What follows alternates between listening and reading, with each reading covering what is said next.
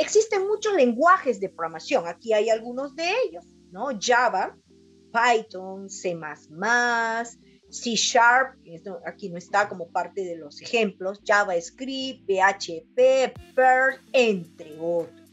Cada uno contiene un conjunto de librerías que están disponibles justamente para que el programador las aplique y pueda implementar una serie de programas dependiendo del objetivo del programa. Hay sintaxis que se debe implementar y dependiendo también del lenguaje de programación. Entonces, como bien lo indica aquí, hay muchos lenguajes de programación. ¿Cuál es la mejor? ¿Hay alguna opción que es mucho mejor que otra? Pues en realidad depende del objetivo, qué es lo que tú quieres implementar. Incluso, ¿no? Más allá de tener en cuenta el lenguaje de programación que vas a utilizar para tu programa o para tu aplicación, existe otro mundo de entornos que son conocidos como software o entornos de programación. Estos entornos facilitan la etapa de programación. En el caso, por ejemplo, de Java, ¿no? Como justamente se va a ver en el curso, tiene muchos IDEs o entornos de desarrollo que te permiten implementar programas en Java de un modo más práctico, más ágil, ¿no? Y entre ellos está el Eclipse, otro entorno que te ayuda a programar de una forma más práctica con Java es el NetBeans, entre otros. Estos entornos también se van a ver en el curso para que ustedes sepan, ¿no?, cómo desarrollar programas utilizando variedad de entornos y van a darse cuenta justamente con la experiencia, con la práctica, cómo es que estos entornos tienen las librerías disponibles y cómo es que te ayuda, ¿no?, la etapa de edición. Pues bien, y así como en Java, en cada uno de los lenguajes de programación también existen entornos, software que te facilitan esa etapa de edición. Por un lado está, hace un momento mencioné los lenguajes de programación, pero la pregunta es, ¿y qué puedo programar? En primera instancia, ¿no?, lo que podemos nosotros realizar con un lenguaje de programación es un sistema, ¿no? Un sistema de información que es conocido como SI, que abarca un software que va a dar soporte a algún proceso de negocio, ¿no? Entonces, cuando hablamos de procesos de negocio, me refiero, por ejemplo, a una empresa que así sea mi pequeña empresa, ¿no? Va a tener varias áreas, como por ejemplo de ventas, marketing, el área de talento humano, recursos humanos, contabilidad, etcétera. Entonces, todas estas áreas, de hecho, van a tener personas a cargo, ¿no?, que tienen una serie de funciones y que van a crear algunos documentos, van a necesitar de datos, ¿no?, manejar datos para poder justamente realizar sus actividades, y de una forma más ágil sería utilizando un software, ¿no?, que es conocido en este contexto de dar soporte a procesos de negocio, conocido como sistemas de información. Eso es por un lado. Pero también se programa videojuegos, ¿no? Justamente en el lado izquierdo tenemos BJ, se refiere a los videojuegos, y los videojuegos estamos hablando de un sector de entretenimiento, ¿no? Entonces existen también programas, e incluso las que he mencionado hace un momento, Python, Java, ¿no?, nos permiten crear videojuegos, ¿no? Entonces hay librerías apropiadas, ¿no?, justamente adecuadas para implementar estos tipos de proyectos, ¿no? Videojuegos, a diferencia de sistemas de información, necesita de más animación. Entonces uno busca, ¿no?, un conjunto de librerías que permita justamente realizar las animaciones de una forma práctica, ¿no? Porque todo lenguaje de programación al final puede ser utilizado para realizar videojuegos. Sin embargo, algunas disponen de librerías que están disponibles para que puedan programarse los videojuegos de una forma más rápida, ¿no? Como por ejemplo las animaciones. Y por otro lado, que es lo que justamente en los últimos años se ha estado hablando, ¿no?, al respecto, es la IA, ¿no? IA o inteligencia artificial, ¿no?, en español, porque en English sería al revés, ¿no?, AI, ¿no? Pero en este caso lo estoy mostrando en español, inteligencia artificial, que es también otro mundo donde se requiere especialistas en programación. Y cuando hablamos de inteligencia artificial, uno de los lenguajes de programación mayormente utilizados en este contexto es Java y Python. son dos lenguajes de programación que se maneja en el contexto de proyectos que nos permiten crear inteligencia artificial, ¿no? Que son programas o software predictivos, ¿no? O que podrían tomar alguna decisión sobre la base de algún input que se le entregue, ¿no? Entonces, lo mismo podría utilizarse en un hardware, ¿no? Podría yo crear un prototipo o un robot, ¿no? Que tenga incrustado en un chip o en el procesador un programa que justamente ayude a tomar las decisiones dependiendo de los datos que ingresan de su entorno. Pues bien, entonces tenemos tres grandes mundos donde se podría aplicar la programación, pero ya sé que existe un lenguaje de programación, ya sé que puedo utilizar un entorno que me facilite la etapa de la programación. Ahora viene el siguiente tema. ¿Qué estilo aplico para programar? ¿Existen muchos estilos? Pues claro que sí. Una de ellas es la orientación a objetos. Pero es importante que ustedes conozcan también de otros estilos. Justamente vamos a mencionar algunas de ellas, ¿no? Pero antes de mencionarlo, es importante que conozcan esta palabra técnica, que algunos lo conocen como paradigma, estilo o enfoque.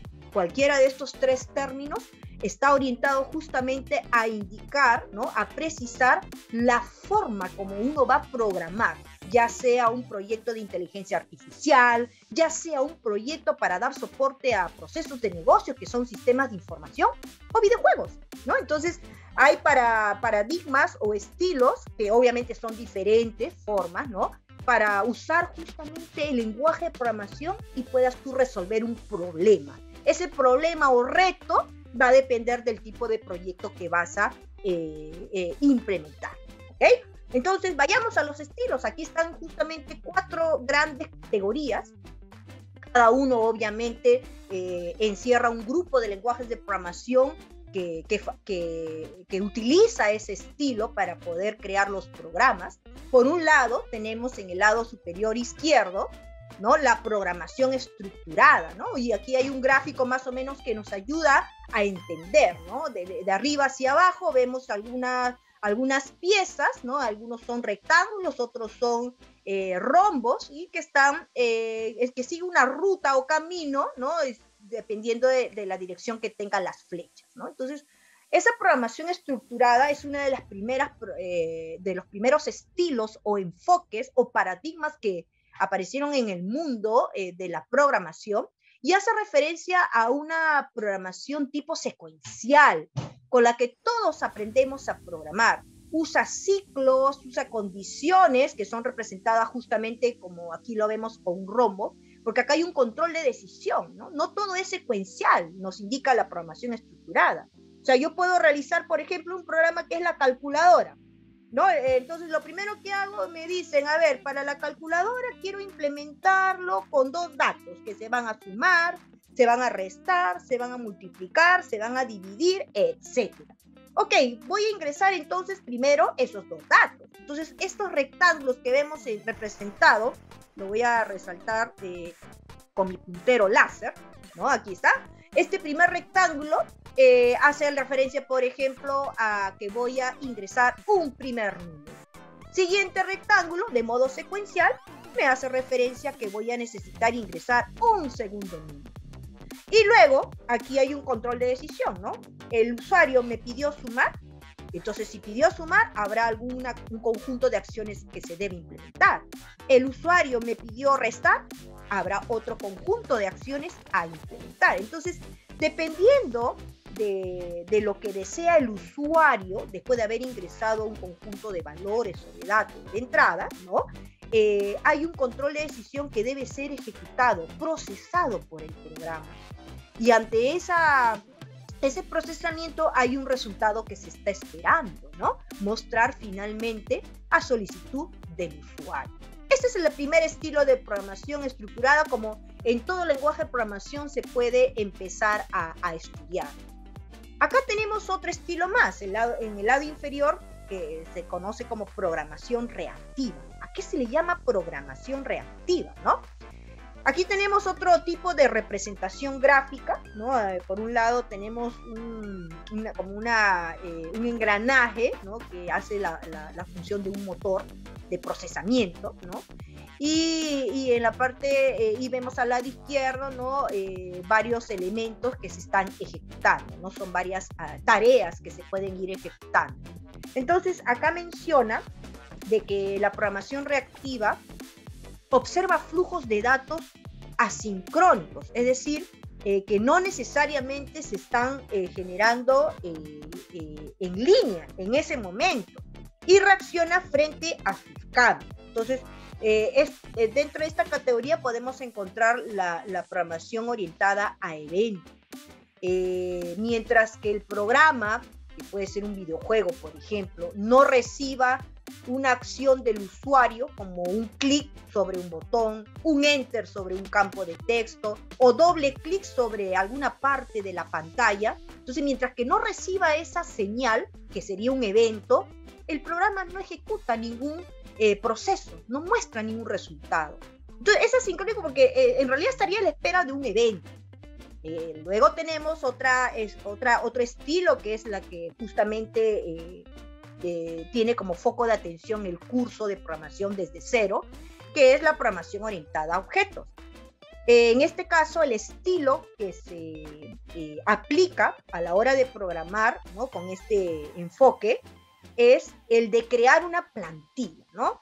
Y además también, si es un gran problema o reto a implementar, dividirlo en partes pequeñas o en piezas pequeñas, y cada una de estas piezas pequeñas serían como mini programas o mini proyectos. Entonces acá empieza con una descripción que es: divide los componentes del programa en objetos que tienen datos, ¿no? Cada uno de estos mini programas va a tener datos de entrada, un comportamiento, ¿no? Y que se pueden comunicar entre sí, ¿no? Entonces cada uno de estos programitas va a tener un comportamiento propio, ¿no?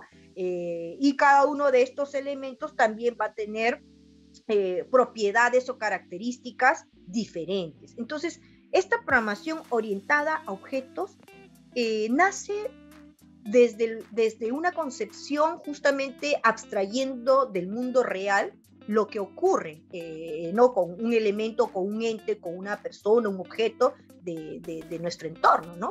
Por ejemplo, si yo quisiera programar, ¿no? Un videojuego donde va a participar 2 jugadores, entonces yo podría crear una clase, una plantilla del jugador para definir qué propiedades va a tener el jugador. Y además, esa plantilla o clase, aparte de tener propiedades, va a tener acciones que implementar. Entonces, por ahí está el tema o la concepción orientada a objetos. Y la última, el otro estilo, es la programación funcional, que divide el programa en tareas pequeñas, similar a lo que hace la orientación a objetos, que son ejecutadas por función. O sea, cada uno de estas piezas no son clases, en este caso son métodos. Mientras que en la programación orientada a objetos, cada una de estas piezas, que son representadas no como un rectángulo, sino como un cubo, tiene sus propiedades y un conjunto de métodos. No solamente abarca uno, sino un conjunto. Y comparándolo con la programación funcional, cada uno de estos rectángulos tendrá características o propiedades, pero solo está refiriéndose a un método, no a un conjunto. Cada rectángulo es un método. Muy bien, son diversas formas de cómo saber, ¿no? Programar, cuál de ellas elegir. Va a depender, igual, repito, sobre el proyecto, el tipo de proyecto que van a implementar. Generalmente, para un desarrollo de sistemas de información se aplica la programación orientada a objetos. Para un contexto de videojuegos se podría aplicar la programación reactiva, que está sujeta a eventos. Y por aquí tengo, creo, una consulta. A ver, un momentito. MVC. MVC no es un estilo de programación. MVC, que es modelo, vista y controlador, hace referencia a un estilo de arquitectura, ¿ok? De arquitectura, que puede ser de arquitectura a nivel de hardware, ¿no? de los componentes de hardware que va a ser necesario para que mi sistema funcione, ¿no? Puede ser, por ejemplo, conocido también como un modelo de capas, ¿no? El modelo MVC viene de modelo de datos, V viene de vista y C viene de controladora. Y estos elementos también se pueden definir no solamente a nivel de hardware, sino también a nivel de software, ¿no? A nivel de software, donde tengo varias clases, ¿no? Y cada una de estas clases con un propósito diferente, ¿no? Habrán clases que se van a solamente crear para almacenar datos, el modelo de datos. Habrán clases que se van a crear solamente para que sea utilizado como una interfaz para el usuario, ¿no? Que es la vista. Y habrán clases que se concentren en la, como MVC, ¿no? En el control, en el procesamiento de los datos que vienen por la GUI o por la interfaz gráfica de usuario hasta enviarlo de repente a una base de datos, ¿no? Entonces estoy dando algunos términos técnicos que obviamente lo van a entender ya en el curso, ¿no? Entonces, esta es una introducción para que, fíjense, solamente con algunas cuantas presentaciones o diapositivas que estoy mostrando, hay infinidad de términos técnicos, ¿no? Que están apareciendo, ¿no? Y que es importante entenderlos para poder enmarcarnos, ¿no? Y entender todo este mundo que es de la programación, ¿no? Empezamos con los lenguajes de programación, indicamos qué tipos de programas se pueden crear y ahora estamos viendo los estilos de programación. Vamos a enfocarnos con este estilo, programación orientada a objetos, el estilo que vamos a aplicar justamente en el curso, en los módulos de programación con Java, y también vamos a hacer programación con otro lenguaje orientado a objetos que es similar al Java, pero ha sido desarrollado por Microsoft, que es C#. Es otro entorno que también lo van a conocer en el curso. Muy bien, entonces me voy a concentrar en la programación orientada a objetos. Voy a irme a la siguiente. ¿Cuáles son las características o los aspectos claves, ¿no? En todo caso, que debo considerar a la hora de programar con este estilo, ¿no? Con el enfoque orientado a objetos. Se menciona cuatro características. Por un lado, abstracción, justo lo que mencioné hace un momento, ¿no? El enfoque orientado a objetos se concentra en abstraer esas características o propiedades de ese objeto que yo identifico del mundo real. Por ejemplo, para que tengan una idea del tema de la abstracción. A ver, si a mí me dicen que tengo que implementar un sistema de ventas, lo primero que tengo que pensar es que en un sistema de ventas se genera comprobantes de pago, sea factura o boleto, por un lado. Pero, ¿qué datos necesito para registrar una boleta o una factura? Necesito los datos del cliente, ¿no? En primer lugar, los datos del cliente para saber a quién estoy vendiendo estos productos, a quién le estoy generando el comprobante de pago. Entonces, ese cliente lo tengo que abstraer del mundo real. O sea, yo he tenido que conceptualizar. O sea, ok, necesito los datos del cliente. Entonces, el cliente es un elemento que yo lo puedo abstraer y lo puedo representar en mi programa con una plantilla que va a tener identidad propia, características como por ejemplo un código, su DNI, su nombre, su apellido paterno, apellido materno, entre otros datos. Entonces, la abstracción es el proceso de definir esos atributos y lógicamente métodos, ¿no? De una plantilla que es conocido en este mundo de orientación a objetos como clase, ¿no? Entonces, una clase de objeto que yo identifico del mundo real es cliente. Pero en una factura no solamente necesito los datos del cliente, también necesito los datos del producto que me va a comprar. Entonces creo otra plantilla, creo otra clase. Entonces debe estar disponible en mi programa una plantilla para crear clientes, otra plantilla para crear productos, cada uno con sus propias características que son conocidos como atributos y métodos.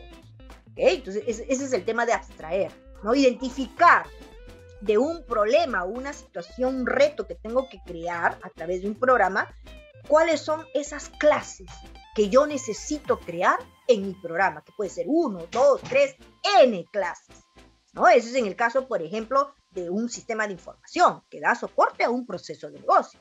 Pero si yo me pongo a analizar este aspecto para un videojuego, en un videojuego ¿no? Un videojuego se puede programar para un jugador, para dos jugadores o para más de dos jugadores. También tengo que tener en cuenta los niveles, cuántos niveles va a tener el videojuego. También debo tener en cuenta scores, ¿no? Los puntajes o las vidas que van a ser ejecutados en el juego. Necesito saber o definir cuáles van a ser los objetos principales, los sprites o los objetos principales que van a estar, ¿no? en el juego. Y algunos obstáculos que pueden ser, ¿no? También otros sprites u objetos que van a impedir de que, o que sea justamente parte del reto que tiene que superar el jugador para ganar el juego, ¿no? Entonces, todos esos elementos que acabo de indicar lo requiere un videojuego. Entonces, cada uno de ellos podría ser también candidata a ser una clase o plantilla, ¿no? Como por ejemplo, el jugador. Otro, el obstáculo, dependiendo del reto. Otro, el nivel. Otro, escenario. Puedo yo tener por cada nivel un escenario. ¿Se dan cuenta? Entonces, eso es el tema de la abstracción. Luego, tenemos en el otro lado, en el lado derecho, una segunda característica conocida como encapsulamiento. Cada clase que se identifica, en primera instancia, sabemos que va a tener sus propios atributos, sus propios métodos, que se van a ir ejecutando mientras que se juega o mientras que se utiliza el sistema de información, si estamos hablando de un programa que finalmente va a ser un sistema de información. Pero hay algunos datos que no debe ser visible entre una clase y otra clase. Entonces se habla de encapsular. Entonces acá hay un candadito, ¿no? Que hace referencia a que algunos atributos, si no es todo, eso depende también de la clase que ustedes identifican, algunos atributos o algunas propiedades no tienen que ser visibles para otros elementos de mi programa. Entonces se protege la información de las manipulaciones no autorizadas. ¿Y cómo se logra esto, no? Y el mundo de la programación de orientada a objetos utiliza pues controles de acceso que son conocidos como los private, ¿no? Hay otro conocido también como los protected, los protegidos, y hay otros que son justamente para ya permitir la autorización de acceso, que es el public o público. Entonces, este tema de encapsulamiento también es muy interesante en este esquema o enfoque de orientado a objetos. Hay otra característica más, el polimorfismo. ¿Qué se consigue con el polimorfismo, no? Indica aquí que es de la misma orden a varios, ¿no? Se da la misma orden a varios objetos para que respondan de diferentes maneras. Claro, yo puedo tener, por ejemplo, una clase calculadora que tiene como propiedades valor 1, valor 2, porque quiero que esta calculadora solamente trabaje o realice operaciones aritméticas con dos valores. Y como métodos, de repente se me ocurre, sumar, restar, modificar, sumar, restar, multiplicar y dividir. ¿Ya? Por ejemplo, son algunos de mis métodos. Eso es como parte de la abstracción que he identificado. Ok, pero fíjense, aquí me indica de que yo puedo dar la misma orden a varios objetos. Puede ser que yo haya creado 3 calculadoras a partir de una. Y una calculadora va a trabajar, cuando yo le dé la orden de sumar, le estoy enviando 2 valores enteros, pero me va a calcular la suma. En otra calculadora, yo le voy a dar la orden de sumar también, pero no le envío valores enteros, sino le envío valores reales con decimales. Y en otra calculadora yo le voy a decir también, ¿sabes qué? Quiero que sumes, pero esta suma está recibiendo 2 datos. Uno va a ser un entero y el otro va a ser un decimal, o sea, un real. Entonces estamos dando una misma orden con diferentes datos y el resultado que va a ejecutar la suma va a depender de los datos que se ingrese para poder dar un proceso correcto. Entonces, yo puedo crear varios métodos, ¿no? Por eso se dice es una orden que va a tener un conjunto de acciones, varios métodos. Cada método va a ser utilizado por diferentes objetos, pero va a responder de diferente manera. ¿Por qué? Porque va a depender de los datos de entrada. Entonces, ese comportamiento de tener una misma orden a varios objetos con diferentes resultados se le conoce como polimorfismo. Viene de poli, muchos, morfismo de formas, muchas formas. Y por último, otra característica muy utilizada en la programación o enfoque o paradigma de la orientación a objetos es la herencia, ¿no? Yo puedo tener, por ejemplo, la clase persona, pero algunos atributos de una persona natural es diferente a la de una persona jurídica que tiene, que es una empresa, ¿no? Que tiene razón social, que tiene un RUC, etcétera. Entonces, algunas diferencias, esas propiedades diferentes, las coloco en cada una de estas clases hijas, y la que tienen en común todas estas clases hijas las coloco en una superclase. Y esta forma de trabajo, de lo común llevarlo a una clase y lo diferente o lo especializado llevarlo a clases hijas, se conoce como herencia. Las clases hija heredan atributos y métodos de las clases padre, ¿no? Ese es otro enfoque que también se utiliza bastante en el mundo de la programación orientada a objetos.